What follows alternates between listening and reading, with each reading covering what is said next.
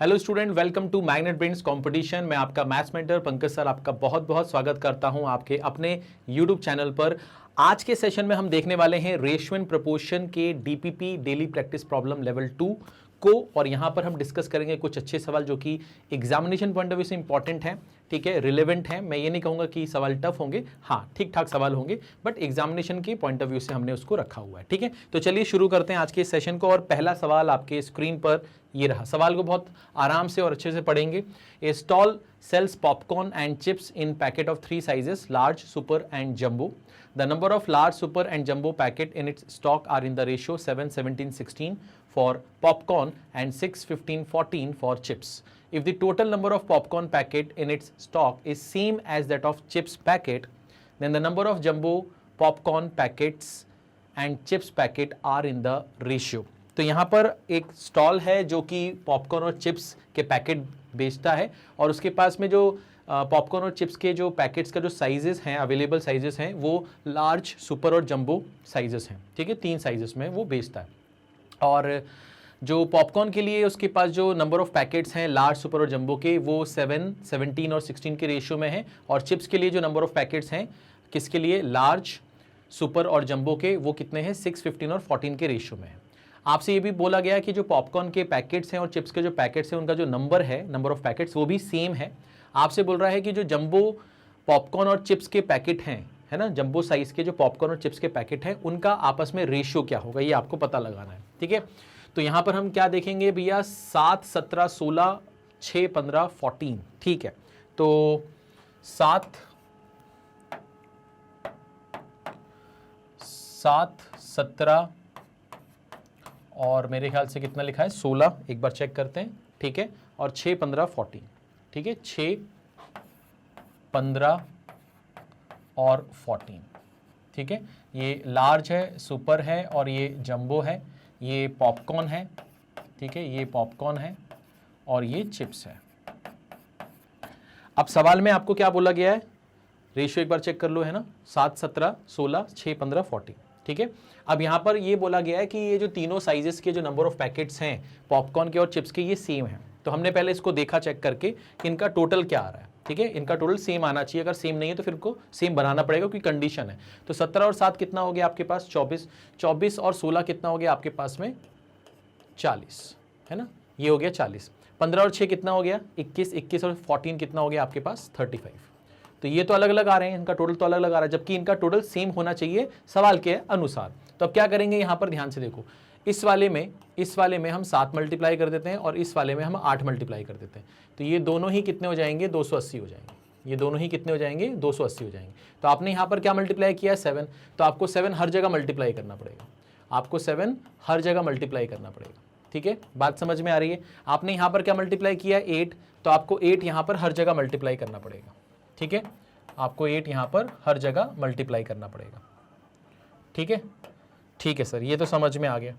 अब आपसे पूछ क्या रहा है, आपसे पूछ यहाँ पर ये रहा था, the number of jumbo popcorn packets, ठीक है, और चिप्स पैकेट का रेशियो क्या है। तो पॉपकॉर्न और चिप्स का जंबो देखना है आपको। तो जंबो तो यहाँ पर है ना, जंबो तो यहाँ पर है, आपको इसका और इसका रेशियो देखना है। तो आपने बोला यार 16 × 7 करते हैं और यहाँ पर लिखते हैं 14 × 8 और फिर इसको कैंसिल करने की कोशिश करते हैं। तो 8 से ये जाएगा 2 बार और 2 7 जा 14 होता है, यानी कि ये जो रेशियो आएगा ये कितना आएगा, 1:1 आएगा। इसका जो रेशियो आएगा कितना आएगा, 1:1 आएगा। तो यहाँ पर हमारे पास ऑप्शन है क्या, 1:1, हाँ है। तो हमारा जो सही जवाब होगा वो क्या होगा, ये होगा। तो सबसे पहले एक बार फिर से देख लो, हमने क्या किया, हमने लार्ज, सुपर और जंबो का जो भी रेशियो दिया था पॉपकॉर्न के केसेस में, चिप्स के केसेस में, वो लिख दिया। फिर इनका टोटल किया जो कि 40 और 35 आ रहा है। सवाल के हिसाब से ये दोनों टोटल सेम होना चाहिए। तो 40 और 35 का हमने क्या ले लिया, एलसीएम, जो कि कितना आएगा, 280। उसके लिए इसको 7 से मल्टीप्लाई किया, इसको 8 से मल्टीप्लाई किया। अगर आप यहाँ पर 7 से मल्टीप्लाई करोगे तो यहाँ पर हर एक डेटा में 7 से मल्टीप्लाई होगा। अगर आप यहाँ पर 8 से मल्टीप्लाई कर रहे हो तो यहाँ पर हर एक डेटा में 8 से मल्टीप्लाई होगा। अब आपको इसको मल्टीप्लाई करके इसकी वैल्यू निकालने की जरूरत नहीं है, क्यों, क्योंकि हमें सिर्फ और सिर्फ जंबो के बारे में पूछा है। तो जंबो का जो डेटा है उसको अपन उठाएंगे और उसका अपन रेशियो ले लेंगे बस, क्योंकि अपने से रेशियो पूछा है। तो यहाँ पर हम इसको मल्टीप्लाई करेंगे तो टाइम वेस्ट होगा, ऐसा नहीं करना है, ठीक है। बात समझ में आ गई, कोई दिक्कत, कोई परेशानी किसी भी तरह की, आसान था, इजी था, सरल था। चलिए आगे बढ़ते हैं। आगे बढ़ते हैं और इसको यहाँ से हटाते हैं। ये सवाल आपका क्लियर हो गया, ठीक है। चलिए आगे बढ़ते हैं। अब इस सवाल को बहुत ध्यान से पढ़ेंगे। सवाल में क्या लिखा हुआ है ध्यान से देखो। 2 types of tea, A and B, are mixed and then sold at ₹40 per kg. The profit is 10% if A and B are mixed in the ratio 3:2 and 5% if this ratio is 2:3. The cost price per kg of A and B are in the ratio. 2 type की आपके पास चाय पत्ती है, ठीक है, और आप उन दोनों टाइप को मिक्स करते हो और मिक्स करने के बाद उसको 40 रुपये प्रति किलोग्राम के हिसाब से बेच देते हो। अब यहाँ पर कंडीशन ये है कि जब आप 10% का प्रॉफिट कमाते हो तो उस समय जो रेशो था ए और बी का वो 3:2 था, और जब आपको 5% का प्रॉफिट होता है तो उस समय जो रेशो था ए और बी का वो 2:3 था। यानी कि आपने ए और बी को जब 3:2 में मिक्स किया तो आपको 10% का प्रॉफिट हुआ, और जब आपने ए और बी को 2:3 के रेशियो में मिक्स किया तो आपको 5% का प्रॉफिट हुआ, ठीक है। बट बेचा आपने 40 रुपये में, है ना, ये फिक्स है कि आपने 40 रुपये में बेचा, तो सेलिंग प्राइस तो 40 रुपये।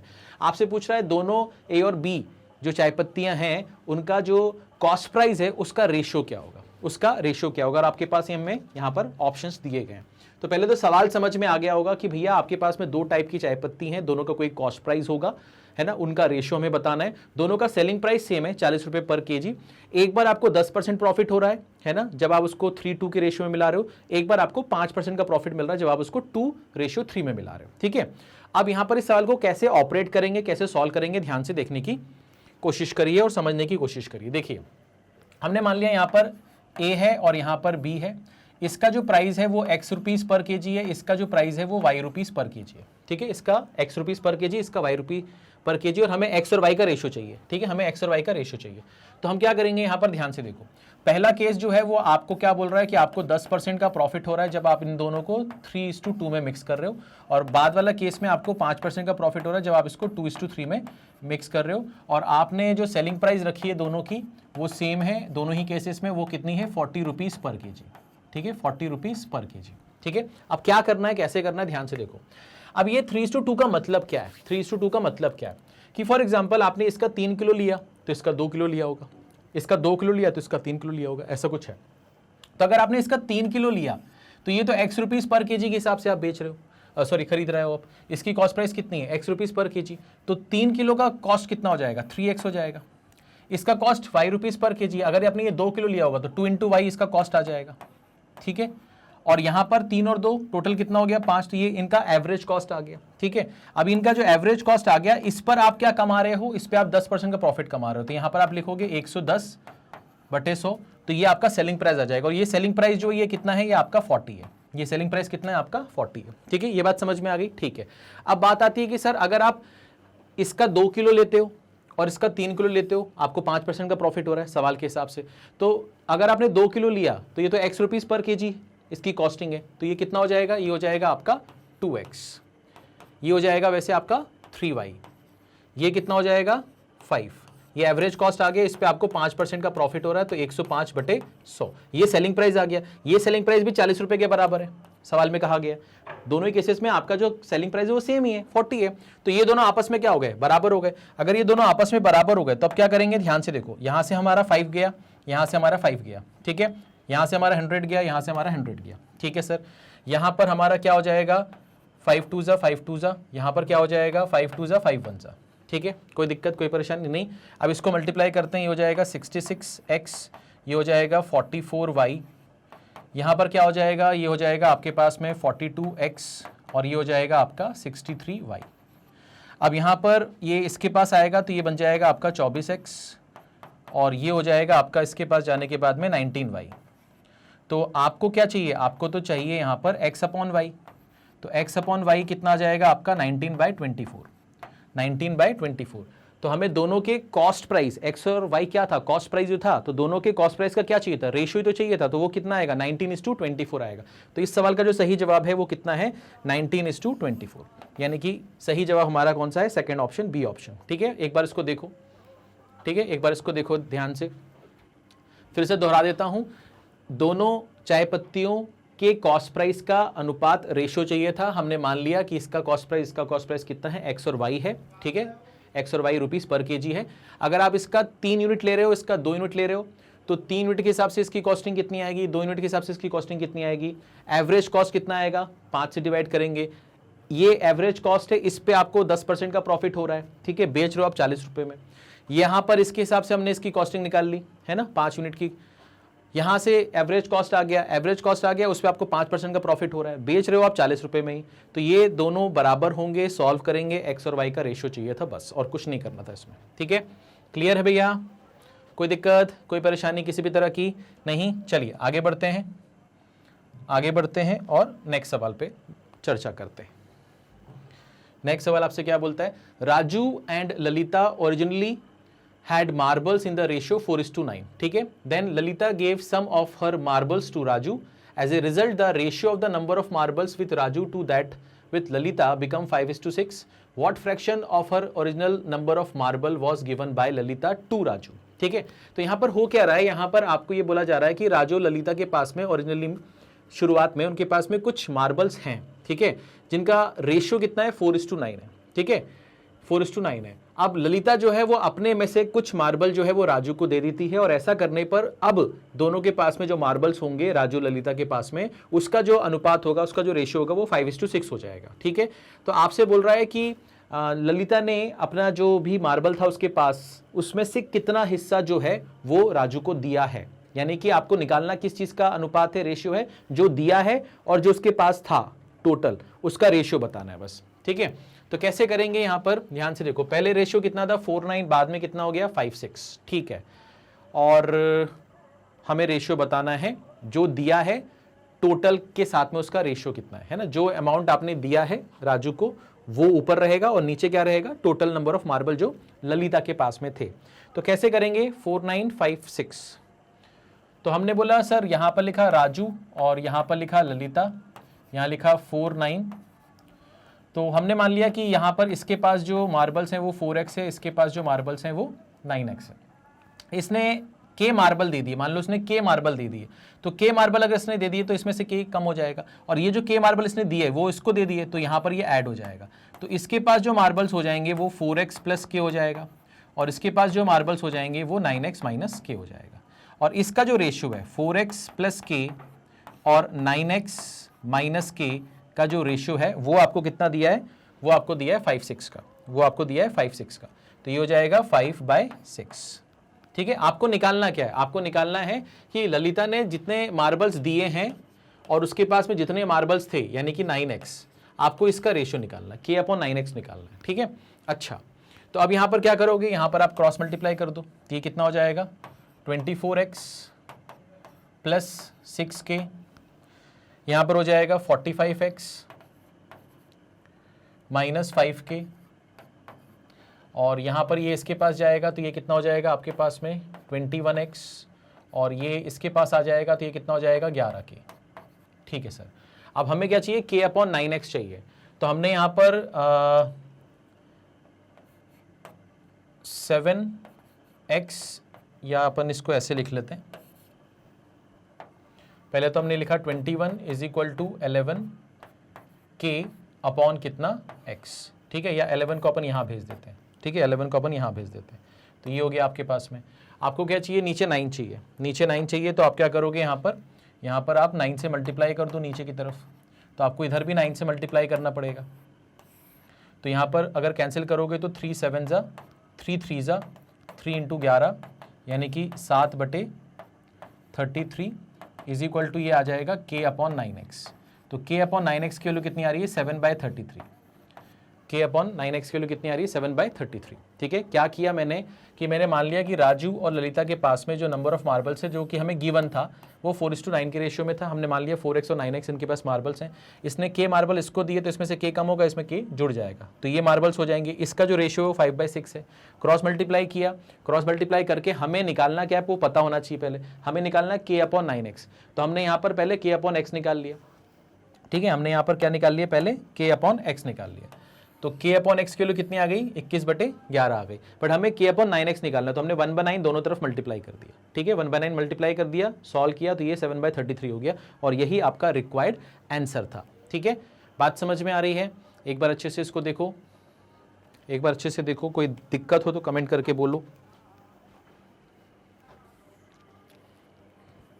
ठीक है। आसान था, इजी था, सरल था, चलिए, तो 7/33 हमारा इसका आंसर है, यानी कि हमारा डी ऑप्शन इस सवाल का सही जवाब है। ठीक है, डी ऑप्शन इस सवाल का सही जवाब है। ठीक है, आगे बढ़ें, चलिए आगे बढ़ते हैं। अब ये सवाल करते हैं, the salaries of Ramesh, Ganesh and Rajesh were in the ratio 657 in 2010 and in the ratio 343 in 2015. If Ramesh salary increased by 25% during 2010 to 2015, then the percentage increase in Rajesh salary during this period is closest to. ठीक है, यहाँ पर तीन लोग हैं, रमेश, गणेश और राजेश। उनकी 2010 में जो भी आय थी, सैलरी थी, उसका जो रेशियो है, उसका जो अनुपात है वो 657 का है, और 2015 में जो उनकी सैलरी है या होगी उसका जो रेशियो है वो 343 है। ठीक है, अब यहां पर रमेश के बारे में ये कहा गया है कि 2010 से 2015 के दौरान उसकी जो सैलरी बढ़ी है वो 25% से बढ़ी है। ठीक है, और आपसे बोल रहा है कि इसी दौरान राजेश की जो सैलरी है वो कितने प्रतिशत से बढ़ी है, आपको अप्रॉक्स वैल्यू बतानी है यहाँ पर, है ना। आपको जो आंसर देना है वो अप्रॉक्सीमेट आंसर देना है ना। तो आपके पास ऑप्शंस कितने हैं, 8, 9, 10 और 7। ठीक है, कैसे करेंगे इस सवाल को ध्यान से देखते हैं। हमने मान लिया कि 2010 में हमारे पास में 6, या इसको अपन थोड़ा सा स्पेस लेके लिखते हैं, 2010 में हमारे पास कौन है, रमेश है, गणेश है और राजेश है। ठीक है, राजेश है। ठीक है, इनका जो भी सैलरी है, जो भी इनकम है, जो भी आय है, उसका जो रेशियो है वो 657 में दिया गया है। ठीक है, और किसके बारे में जानकारी हमें दी गई है, रमेश के बारे में। तो इसका जो है वो 25% से इंक्रीज हो रहा है। ठीक है, 25% से इसका सैलरी इंक्रीज हो रही है 2010 से 2015 के बीच में। अब यहाँ पर 6 का 25% निकालना और उसको इंक्रीज करना थोड़ा सा डिफिकल्ट हो जाएगा हमारे लिए। तो हम क्या करेंगे, यहाँ पर ध्यान से देखो, हम मान लेंगे कि ये 600 है, ये 500 है और ये 700 है। आप 60, 50, 70 लेके भी इसको सॉल्व कर सकते थे। तो मैंने कहा यार 25% इसका कितना होगा, 1/4 होगा, है ना, 1/4 होगा। तो 25% इसका अगर 1/4 होगा तो 600 को अगर हम 4 से डिवाइड करेंगे तो 150 आएगा। 150 अगर आएगा, इसमें ऐड कर देंगे तो ये कितना हो जाएगा, 750 हो जाएगा। ये कितना हो जाएगा, 750 हो जाएगा। ठीक है सर, अब बात ये करते हैं कि 2015 में इनकी जो इनकम या सैलरी का रेशियो था वो कितना था, वो 3, 4 और 3 था। ठीक है, तो हमने ये देखा यहाँ पर कि यार 3 की वैल्यू जो है ना वो 750 है। तो 3 की वैल्यू 750, यानी कि ये कितना है, ये 250 गुना है, ये 250 गुना है। तो अगर 3 की वैल्यू 750 है तो इस 3 की वैल्यू भी 750 ही होगी, हाँ या ना, ये हम बोल ही सकते थे। और हमने इसी की वैल्यू क्यों निकाली, क्योंकि हमें राजेश के बारे में पूछा जा रहा है ना, हमसे राजेश के बारे में पूछा जा रहा है। तो हमने बोला कि यार राजेश की सैलरी अगर 700 थी और अब 750 हो गई, तो इसका जो इंक्रीज हुआ है वो कितना हुआ है। तो आप बोलोगे 50 का इंक्रीज हुआ है। कहाँ से इंक्रीज हुआ है सर, 700 से इंक्रीज हुआ है, इनटू 100 कर दो, परसेंटेज चेंज ही तो निकालना है। तो ये 2 0 यहाँ से चले जाएंगे, तो ये कितना आ जाएगा, ये 7 7 जा 49 और 1, तो ये हो जाएगा 7 1/7, जिसको हम क्या बोल सकते हैं, 7.14%, 7.14%। तो आपको नियरेस्ट आंसर बोला है, तो 7.14 जो है वो नियरेस्ट किसके होगा, 7 के होगा। ठीक है, किसके होगा, 7 के होगा। तो इस सवाल का जो सही जवाब है वो क्या है, आपका डी ऑप्शन। इस सवाल का सही जवाब कितना है, आपका डी ऑप्शन। कोई दिक्कत, कोई परेशानी किसी भी तरह की। ठीक है, राजेश, गणेश और रमेश, है ना, रमेश, गणेश और राजेश के सैलरी का रेशियो था। इसके बारे में जानकारी ये थी कि इसकी जो सैलरी वो 25% से बढ़ रही है। हमने इसको 600, 500, 700 माना, इसको 25% से इंक्रीज कर दिया, ये वैल्यू आ गई। ये जो वैल्यू है ये 3 यूनिट के बराबर है, तो हमने 1 यूनिट की वैल्यू निकाल ली। यहाँ पर मल्टीप्लाई करेंगे तो ये 750 आ जाएगा। अब हमें इसका परसेंटेज चेंज निकालना है बस, और कुछ नहीं करना था इस सवाल में। ठीक है, और अप्रॉक्सीमेट आंसर बताना था इसका। ठीक है, चलिए, तो ये आपको क्लियर होगा। आगे बढ़ते हैं, ये सवाल आपके सामने। A man ordered 4 pairs of black socks and some pairs of brown socks. The price of a black socks is double that of a brown pair. While preparing the bill, the clerk interchanged the number of black and brown pairs by mistake, which increased the bill by 50%. The ratio of the number of black and brown pairs of socks in the original order was. यहाँ पर एक व्यक्ति है जिसने 4 जोड़े जो हैं वो ब्लैक मोजे या जुराबें आप बोल सकते हो वो ऑर्डर किए हैं, और उसने कुछ जोड़े जो हैं वो कत्थई ब्राउन कलर के जो मोजे हैं वो उसने ऑर्डर किए हैं। ठीक है, अब आपसे बोल रहा है कि जो ब्लैक वाले का जो प्राइस है वो ब्राउन वाले से क्या है, दुगना है। ठीक है, अब क्या हुआ कि उसने ऑनलाइन ऑर्डर किया और जिसने उसका ऑर्डर उसको देना है तो वहां पर जो क्लर्क था उसने गलती से क्या कर दिया, नंबर ऑफ ब्लैक और ब्राउन के जो नंबर्स थे उनको इंटरचेंज कर दिया। ठीक है, उसको इंटरचेंज कर दिया और ऐसा करने से जो उसका बिल है वो 50% से क्या हो गया, इंक्रीज हो गया। ठीक है, आपसे बोल रहा है कि एक्चुअल ऑर्डर में जो उसके पास में ब्लैक पेयर के जो मोजे थे, ब्राउन पेयर के जो मोजे थे, उनका जो भी नंबर था उसका अनुपात बताना है आपको, है ना। बात समझ में आ रही है। मान लीजिए उसने 4 जोड़े जो हैं वो तो ब्लैक वाले किए हैं और कुछ जोड़े उसने क्या किए होंगे, ब्राउन वाले, तो इनका बस रेशियो बताना है आपको। ठीक है, तो कैसे करोगे इस सवाल को, ध्यान से देखो, ध्यान से देखो। देखिए यहां पर हमने लिखा ब्लैक, यहां पर हमने लिखा ब्लैक और यहां पर लिखा हमने ब्राउन। अब यहां पर ये तो पता है कि इसने इसके 4 जोड़े किए हैं, इसका मुझे पता नहीं तो मैंने मान लिया इसके एक्स पेयर किए होंगे। ठीक है, इसके 4 जोड़े, इसके एक्स जोड़े। ठीक है, और ब्लैक वाले का जो प्राइस है वो ब्राउन वाले से क्या है, दुगना है। तो अगर ये 2 होगा तो ये 1 होगा, ऐसा कुछ कर सकते हैं अपन। ठीक है ना, तो अगर सही तरीके से बिल बनता तो बिल क्या आता, 8 और यहां पर क्या आता, x, तो सही बिल आपका ये आता, ये आपका ओरिजिनल बिल आता। ठीक है, अब गलती से क्या हुआ है, गलती से क्या हुआ है, ब्लैक ब्राउन, तो प्राइस तो इसका 2:1 है बट नंबर ऑफ जोड़े जो हैं वो अदला बदली कर दिया उसने, तो इसका x हो गया, इसका 4 हो गया। अब इसके हिसाब से अगर आप बिल निकालोगे तो ये कितना आ जाएगा, 2x, और ये कितना आ जाएगा, 4। तो ये आपका बिल आ रहा है जो कि गलत बिल है। ठीक है, ये गलती से बिल आया है और इस वजह से क्या हो रहा है, आपका बिल 50% से इंक्रीज हो गया। तो आप ये बोलोगे कि सर ये जो बिल आया 8 + x और ये जो बिल आया 2x + 4, इसमें हो क्या रहा है कि अगर इसका 100 रुपए का बिल बन रहा होता तो अब 50% से इंक्रीज हो गया, 50% से इंक्रीज हो गया यानी कि ये कितना हो गया, 150 हो गया। सिंपल हो गया, है ना। ऐसा कर सकते हैं, या आप ये भी बोल सकते हो 50% से इंक्रीज होने का मतलब क्या है, 50% से इंक्रीज होने का मतलब है 1/2, 50% का मतलब होता है 1/2। तो पहले बिल अगर 2 रुपए आ रहा होगा तो अब एक ज्यादा आएगा, यानी कि ये 2 होगा तो ये 3 होगा। वैसे भी अगर आप इसको कैंसिल करोगे तो 50 से 2 टाइम्स जाएगा, 50 से 3 टाइम्स जाएगा। ठीक है सर, अब यहां पर क्रॉस मल्टीप्लाई कर देते हैं, तो ये क्रॉस मल्टीप्लाई होगा तो ये कितना हो जाएगा, 24 + 3x और ये कितना हो जाएगा, 4x + 8। अब यहां पर क्या हो जाएगा, 3x इसके पास जाएगा तो ये कितना आ जाएगा, x, और 24 के पास 8 आएगा तो ये कितना हो जाएगा, 16। यानी कि आपने जो ब्राउन वाले मुझे थे, सॉक्स थे, वो 16 पेयर्स आपने ऑर्डर किए थे। बट आपको क्या ये निकालना है, नहीं, आपको ये नहीं निकालना। आपको ये बोला गया है कि जो ब्लैक वाला और जो ब्राउन वाला नंबर ऑफ पेयर्स हैं उसका रेशियो बता दो। तो ब्लैक वाले तो उसने 4 जोड़े, इसका आपने निकाल लिया 16 जोड़े, तो इसका रेशियो निकालना है। तो ये कितना आ जाएगा, ये आ जाएगा आपका 1:4। तो आपका जो आंसर है ऑप्शन में आपको जो ढूंढना है वो 1:4 ढूंढना है। अब इस तरह के सवालों में ना आमतौर पे क्या होता है कि अगर 1:4 आंसर आ रहा है तो एक ऑप्शन 1:4 होगा, एक ऑप्शन 4:1 होगा। तो इस बात का ध्यान देना है कि आपको ब्लैक और ब्राउन का रेशियो मांगा है तो 1:4 ढूंढना है बस आपको। तो आप गए ऑप्शन पे और ऑप्शन पे आपने देखा कि 1:4 यहां पर है ना, 1:4 आपका यहां पर है। तो आपका जो सही जवाब होगा वो क्या होगा, बी ऑप्शन होगा। ठीक है, बात समझ में आ गई, कोई दिक्कत, कोई परेशानी किसी भी तरह की, इसको एक बार अच्छे से देख लो। ठीक है, ब्लैक और ब्राउन, इसके 4 जोड़े पता थे, इसके x जोड़े मान लिए, इसका प्राइस इससे दुगना है, इसके हिसाब से ये बिल निकाल दिया। ठीक है, इस केस में हमने बस नंबर ऑफ जो पेयर है उसको अदला बदली कर दिया और इस हिसाब से हमारा बिल ये आ रहा है। इस बिल में और इस बिल में 50% का चेंज आ रहा है, तो हमने इसका रेशियो ले लिया इस तरह से 2/3।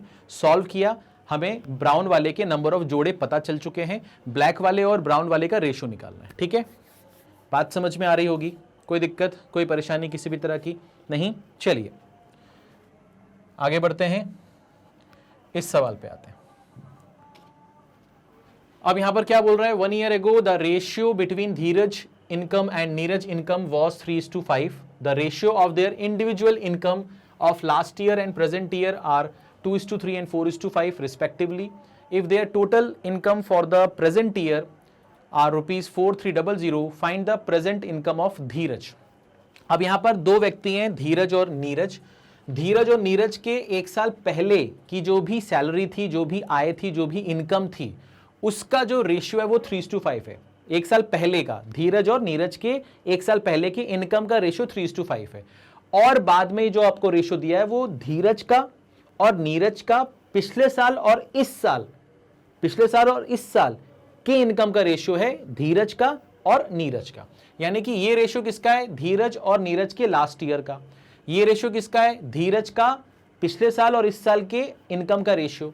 ये रेशियो किसका है? नीरज का पिछले साल और इस साल की इनकम का रेशियो। ठीक है, आपसे प्रेजेंट में यानी कि वर्तमान में उन दोनों की जो आय होगी, इनकम होगी, उसका जो टोटल है वो 4300 है। आपसे पूछ रहा है कि धीरज की इनकम क्या है, कौन सी इनकम पूछ रहा है? प्रेजेंट इनकम पूछ रहा है, प्रेजेंट इनकम पूछ रहा है। अब यहां पर बहुत ही सिंपल सा इसका सोल्यूशन मैं आपको दूंगा, ध्यान से देखना, अच्छा सवाल है ये। मैंने यहां पर लिखा धीरज, यहां पर लिखा नीरज, ध्यान से देखना। यहां पर कितना है? 35 लिखा हुआ है, तो यहां पर लिखा मैंने लास्ट ईयर, तो ये हो गया 35, ये हो गया आपके पास। ठीक है, ये हो गया आपके पास, इसमें मेरे ख्याल से कोई दिक्कत नहीं होगी। फिर हम बात करते हैं धीरज के लास्ट ईयर और धीरज का प्रेजेंट। फिर हम बात करेंगे नीरज का लास्ट ईयर और नीरज का प्रेजेंट। ठीक है सर, अब नीरज का कितना है? 2 3 और फिर 4 5 है ना, 2 3 और 4 5। तो यहां पर लिखा 2 3 और यहां लिख दिया 4 5। अब मैंने आपको जब शुरुआत में पढ़ाना शुरू किया था रेशियो, तो मैंने आपको बताया था कि एक नंबर है मान लो 10, एक नंबर है 12, एक नंबर है 20। अगर मैं इन दोनों का रेशियो लूंगा तो 2 5 जा और 2 6 जा, और इन दोनों का रेशियो लूंगा तो 10 1 जा 10 2 जा। बट यहां पर ये जो 1 है और ये जो 5 है, ये एक ही चीज को रिप्रेजेंट कर रहे हैं, ये एक ही चीज को रिप्रेजेंट कर रहे हैं। याद आया होगा आपको, है ना? अगर नहीं याद आया तो अभी समझ लो कि 10 और 12 का रेशियो लोगे तो क्या आएगा? 5:6। बट 10 और 20 का रेशियो लोगे तो 1:2 आएगा। जबकि ये जो 1 है और ये जो 5 है, ये एक ही चीज को रिप्रेजेंट कर रहा है। ये है दोनों 10 के बराबर ही, है ना? ये 1 यूनिट 10 के बराबर है, ये 5 यूनिट 10 के बराबर है। बात समझ में आ रही है? ठीक है, अब इसका लॉजिक लगा के इस सवाल को कैसे करेंगे, ध्यान से देखो, समझना भैया। धीरज का लास्ट ईयर का इनकम कितना है? 3 यूनिट है, और इसके हिसाब से 2 यूनिट है तो ये भी धीरज का लास्ट ईयर, ये भी धीरज का लास्ट ईयर, यानी कि ये दोनों चीजें एक ही चीज है। बट यहां पर 3 और यहां पर 2 क्यों दिखाई दे रहा है? क्योंकि आप इसका रेशियो किसी और के साथ लेओगे तो इसकी वैल्यू अलग लगाएगी। जैसे 10 का 12 के साथ ले रहे थे और 10 का 20 के साथ ले रहे थे, वही लॉजिक लग रहा है। तो इसका मतलब ये हुआ कि सर ये 3 और 2 एक ही चीज है। ठीक है सर, उसी तरह से ये जो 5 है और ये जो 4 है, ये भी एक ही चीज है, ये भी एक ही चीज है। ठीक है, तो अब क्या करें? मैंने कहा 3 जो है वो 2 के बराबर है, 5 जो है वो 4 के बराबर है। तो क्या कर सकते हैं? 2 और 4 का एलसीएम कितना हो गया? 4 हो गया। तो मैंने यहां पर इन दोनों में क्या मल्टीप्लाई कर दिया? 4 मल्टीप्लाई कर दिया। तो ये कितना हो जाएगा? 12। ये कितना हो जाएगा? 20। अगर ये 12 है तो सर ये भी 12 होगा, और अगर ये 20 है तो सर ये भी 20 होगा। यही तो बात हो रही थी कि अगर ये 3 है तो ये 2 है, और ये दोनों एक ही चीज है। यही तो बोल रहा था, अगर ये 12 के बराबर है तो ये भी 12 के बराबर होगा, और अगर ये 20 के बराबर होगा तो ये भी 20 के बराबर होगा। ठीक है, बात समझ में आ गई? अच्छा, अब हमको ये मालूम है कि यार ये तो 6 गुना हो रहा है, तो इसका 6 गुना कर दो तो ये कितना हो जाएगा? 18। ये 5 गुना हो रहा है तो इसका 5 गुना कर दो तो ये कितना हो जाएगा? 25। और ये 25 और 18 इन दोनों की क्या है? प्रेजेंट इनकम है। तो इन दोनों की जो प्रेजेंट इनकम है ये हमारे हिसाब से 43 आ रही है, जबकि सवाल के हिसाब से कितनी है? सवाल के हिसाब से कितनी है भैया? देख लो, सवाल के हिसाब से 4300 है। तो सवाल के हिसाब से अगर 4300 है, यानी एक की वैल्यू कितनी है? 100 है। आपसे धीरज के प्रेजेंट इनकम के बारे में पूछा जा रहा था, यानी कि 18 की वैल्यू आपसे पूछी जा रही थी। तो आंसर कितना आएगा? 1800। तो ये आपके सवाल का क्या होगा? जवाब होगा। इसको एक बार अच्छे से देखो, एक बार अच्छे से देखो। ठीक है, ठीक है, समझ में आया? कोई परेशानी किसी भी तरह की? यहां पर जो मेन चीज मैंने आपको अभी बताया ना कि यार जो 10 और 12 का रेशियो है और 10 और 20 का रेशियो है, तो ये 2 5 जा 2 6 जा 10 1 जा 10 2 जा। बट ये जो 1 है ये 10 को इंडिकेट कर रहा है, ये जो 5 है ये 10 को इंडिकेट कर रहा है।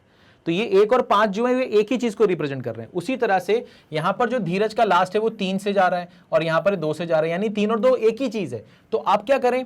5 और 4 एक ही चीज है, तो ये 2 और 4 का एलसीएम ले लिया मैंने, तो मैंने 4 से इसको मल्टीप्लाई कर लिया। अब आपके मन में आएगा सर वो 4 से क्यों किया? मैंने बोला आप किसी से भी मल्टीप्लाई कर दो, आप यहां पर किसी से भी मल्टीप्लाई कर दो। बस ये याद रखना कि ये जो वैल्यू आ रही है और ये जो वैल्यू आ रही है इसको सेम करना है। मतलब यहां जो वैल्यू आएगी उसको यहां रख देना और यहां जो वैल्यू आएगी उसको यहां रख देना। बस बात समझ में आई? आप यहां पर कुछ भी मल्टीप्लाई कर दो, मैं बोल रहा हूं कि यहां कुछ भी मल्टीप्लाई कर दो। बस याद रखना कि जब यहां पर आप कुछ भी मल्टीप्लाई करोगे दोनों जगह सेम करोगे, है ना? जैसे 4 4 किया, क्योंकि इनका रेशियो तो 3:5 होना चाहिए ना। तो यहां पर आप कुछ भी मल्टीप्लाई कर दो, बस ये वैल्यू जो आएगी वो यहां पर पुट कर देना और ये वैल्यू जो आएगी वो यहां पर पुट कर देना। अब जब यहां पर पुट कर दिया इसको, तो 2 की वैल्यू अगर 12 है तो 1 की वैल्यू कितनी है? 6। तो 3 × 6 कितना होगा? 18। 4 किलो 20 है तो 1 किलो कितनी है 5, तो 5 × 5 कितना हो जाएगा 25। अब इन दोनों का प्रेजेंट जोड़कर जो भी एक्चुअल वैल्यू है उससे इक्वेट कर देना, 1 यूनिट की वैल्यू आ जाएगी, 1 यूनिट की वैल्यू आ गई। तो एक्चुअली में हमें धीरज का प्रेजेंट निकालना था, जिसको हम 18 मान के बैठे थे, तो उसका आंसर कितना आ जाएगा 1800 आ जाएगा। ठीक है, कोई दिक्कत कोई परेशानी किसी भी तरह की? अच्छा सवाल था, बिल्कुल बेसिक सवाल था, बट ये होता है कि इसी तरह के सवाल जब पहली बार आप देखोगे तो आपको बड़ा टफ लगेगा। ठीक है, बट इसमें जो बेसिक हमने इस्तेमाल किया है वो हम फर्स्ट क्लास से पढ़ रहे हैं। ठीक है, कोई दिक्कत कोई परेशानी किसी भी तरह की नहीं? चलिए तो मेरे ख्याल से यहां तक कोई दिक्कत आपको नहीं हुई होगी। ठीक है, इस सवाल को करते हैं। अब यहां पर सवाल में क्या लिखा हुआ ध्यान से देखो।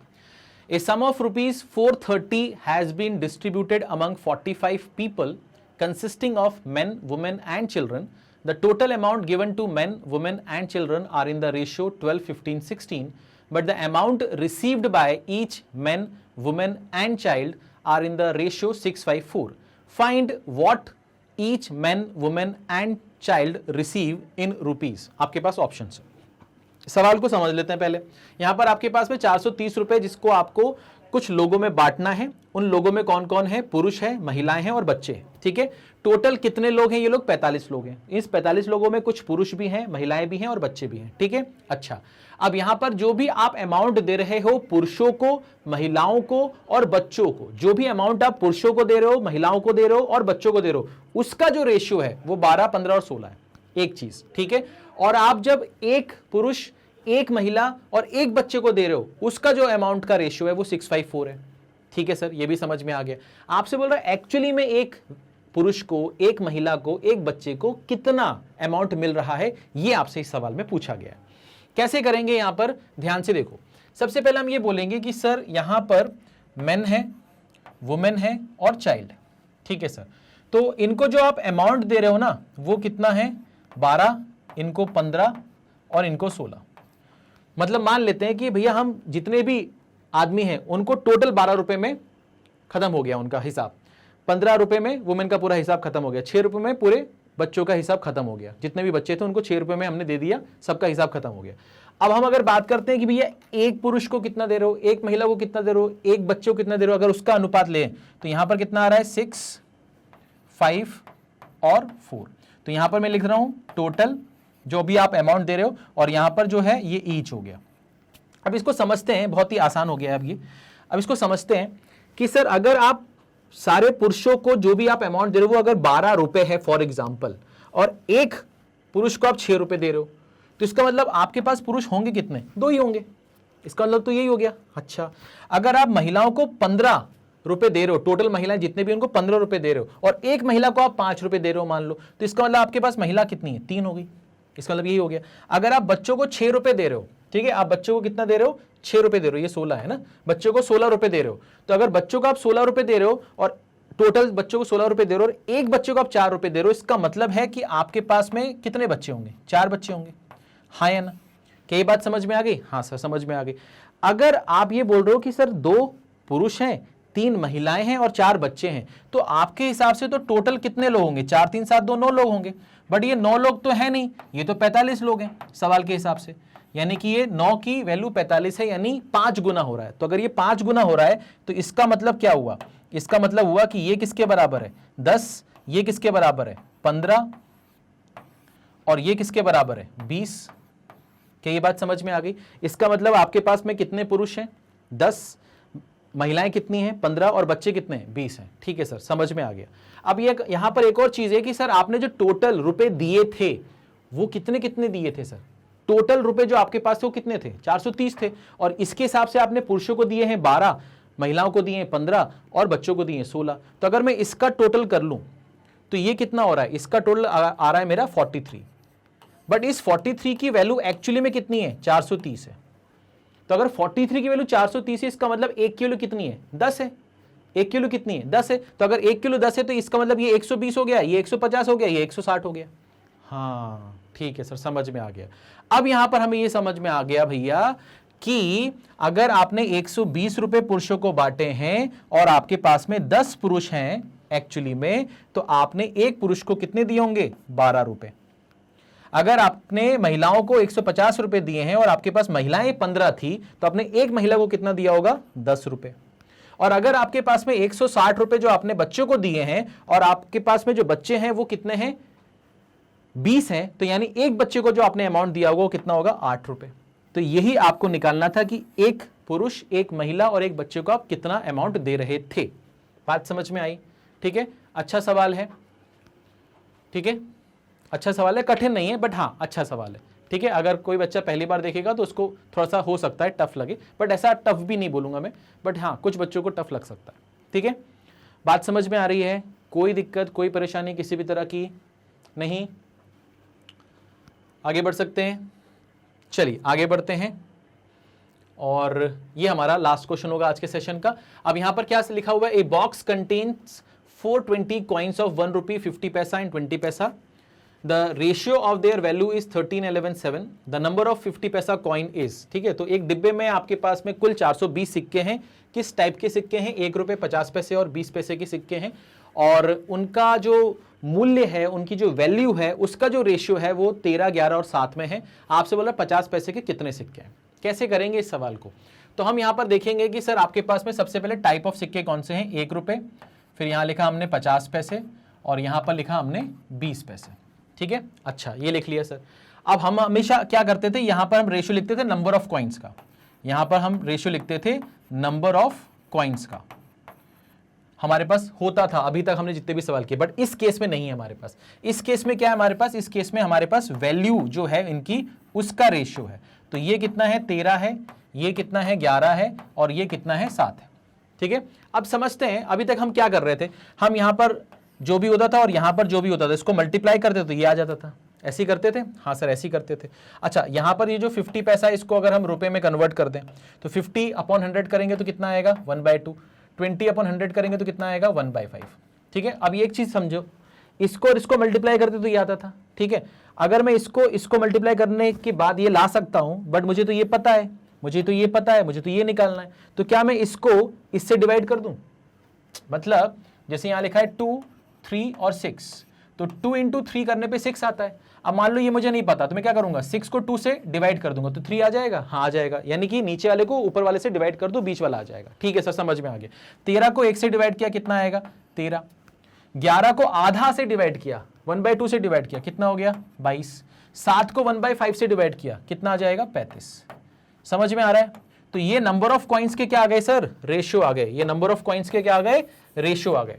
तो अगर ये नंबर ऑफ कॉइन्स के रेशियो आ गए हैं तो हमने इनको ऐड करके देख लिया। तो हमने बोला यार 22 और 13 ये कितना हो गया? 35। 35 कितना हो गया? 70।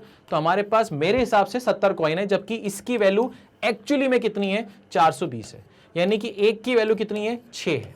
एक की वैल्यू कितनी है? 6 है। अगर एक की वैल्यू 6 है तो 50 पैसे के सिक्के कितने ये आपसे पूछ रहा है। 50 पैसे के सिक्के हमने 22 यूनिट मान के रखा हुआ है, तो हम 22 की वैल्यू निकालना चाहते हैं तो 22 × 6 कर देंगे। ठीक है ना, तो ये कितना आ जाएगा आपका? 132। ये कितना आ जाएगा आपका? 132। तो इस सवाल का जो सही जवाब है वो कितना है आपका? 132। ठीक है, 132। कोई दिक्कत, कोई परेशानी किसी भी तरह की? समझ में आ रहा है? आसान सवाल था, बट इस टाइप का सवाल जो है वो हमने कॉइन्स वाला जो सेशन लिया था उसमें हमने नहीं देखा था। ठीक है ना, तो ये सवाल भी एक अच्छा सवाल बन सकता है। ठीक है, हालांकि इसमें कुछ कठिनाई नहीं होगी अगर आप बहुत अच्छे से और तरीके से पढ़ रहे हैं। अगर आपने शुरुआत से सारे वीडियोस देखे तो अब आपको बहुत ज़्यादा आसान लग रहा होगा चीज़ें। ठीक है, चलिए, तो मैं उम्मीद करता हूं कि आपको जो भी बताया गया इस सेशन में वो आपको समझ में आया होगा। अगर आप हमारे चैनल पर नए हैं तो अगर आप किसी भी एग्जाम की तैयारी कर रहे हैं तो आपको कुछ नहीं करना है। हमारे चैनल पर आने के बाद में आपको टॉपिक का नाम डालना है, एग्जाम का नाम डालना है, इंटर दबाना है। आपके सामने सारी जो प्लेलिस्ट है आपके एग्जाम के हिसाब से, आपके टॉपिक के हिसाब से खुल जाएंगी। आपको सिर्फ उसे फॉलो करना है रेगुलर बेसिस पर, है ना। और अगर कहीं पर भी कुछ भी डाउट आता है तो उसे पूछना है। ठीक है, और आपको पूरा जो सिलेबस है वो यहाँ पर कवर मिलेगा। ठीक है, जितना भी क्वांट्स में या रीजनिंग में आपके जितने भी टॉपिक्स हैं, जितने भी एग्जाम से पूछे जाते हैं, वो सारे के सारे टॉपिक्स आपको यहाँ पर कवर मिलेंगे। ठीक है, और मैथ्स में लेता हूँ, शांतनु सर जो हैं वो रीजनिंग लेते हैं। ठीक है, और सारा जो कंटेंट है वो आपको क्या मिलता है? पूरा फ्री मिलता है, सारा जो कंटेंट है वो आपको क्या मिलता है, फ्री मिलता है। तो ये बहुत अच्छी चीज़ है, तो प्लीज़ इसका फ़ायदा उठाइए और बाकी लोगों को भी बताइए, ठीक है, बाकी लोगों को भी बताइए इसके बारे में। और मैं उम्मीद करता हूँ कि इस सेशन में आपको जो कुछ भी समझाया गया वो आपको समझ में आया होगा। अगर समझ में आया, मज़ा आया, कुछ नया सीखा, तो प्लीज़ कमेंट करके हमें बताइएगा। और साथ ही साथ वीडियो को लाइक कीजिए, शेयर कीजिए, ताकि हमें थोड़ा सा इसका मोटिवेशन मिले। ठीक है, थैंक यू।